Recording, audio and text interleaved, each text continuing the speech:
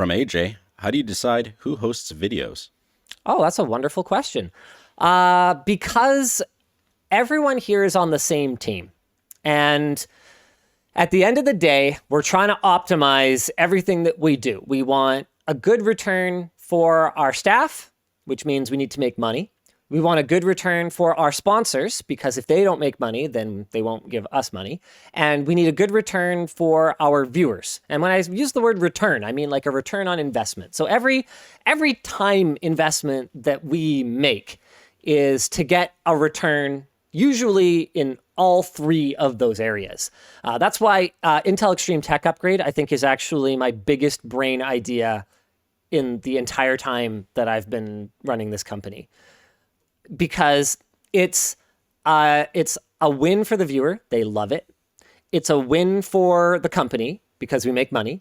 It's a win for the sponsor because they love it. It's just like, yeah, Intel. Thanks, Intel. You get to rain your products. This is awesome. People enjoy it. It's very positive sentiment. Yeah. And it's a win for, who was the last one? We've got the person receiving the upgrade. Yeah, and it's a win for our staff. Yeah. It's awesome. Yeah. It's like 4 times win. They're fun to watch too. I know, I love them. Yeah. They're really fun to shoot.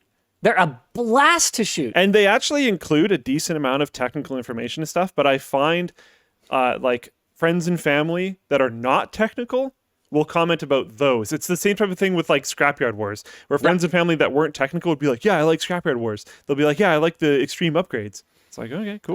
Zetharion asks, how does Intel measure that the upgrade videos are the reason for a purchase? There's different, look up the sales funnel, okay? So your marketing might target different layers of the funnel. Intel does stuff with us that is very targeted at delivering actual sales, and they do stuff with us that is more about just awareness. Sentiment increases. Yeah, exactly. About engaging with the community, or in some cases, this is the same thing. Sorry to cut you off. This is the same thing back in the day where I would complain so much when conventions were like a thing still, about them taking their booths out of conventions. Yeah. It's like, yeah, I understand it's not a good form of measurable ROI, but also it's pretty important for you to be there. Yeah. And so and one thing that's really cool is that, if I was Intel, I think one of the biggest values that I would see in it is all the different ways that their tech gets used. Yeah. I bet there are executives at Intel that are like, oh, that's interesting. I guarantee you they are. Yeah. Based on some information that we've had in the past. And that's really cool. So everybody is winning. That's why I think it's just like one of the most amazing ideas. A lot of the time, the ideas that are come up with here are not mine anymore, right? We've got a big team. We've got a lot of smart people. We have over 100 years of YouTuber experience under this roof. How many people could say that? It's crazy. It's crazy, right? Yeah. And so, okay, how do we choose who hosts? Well, we're all on the same team here. We're all out to maximize return. So we know that right now, for some of our channels in particular, the host that is going to perform the best in general is going to be me still. I mean, it's that I'm the one you guys are most used to, for better or for worse. For some topics, there could be actually an advantage to having someone else do it. I love it when Anthony hosts a Linux thing, but we had him co-host a Linux video with James a couple of years ago because we felt he needed a foil who didn't know much about Linux, because otherwise Anthony can kind of get very technical sometimes. We have to rein him in a little bit, right? Love you, Anthony.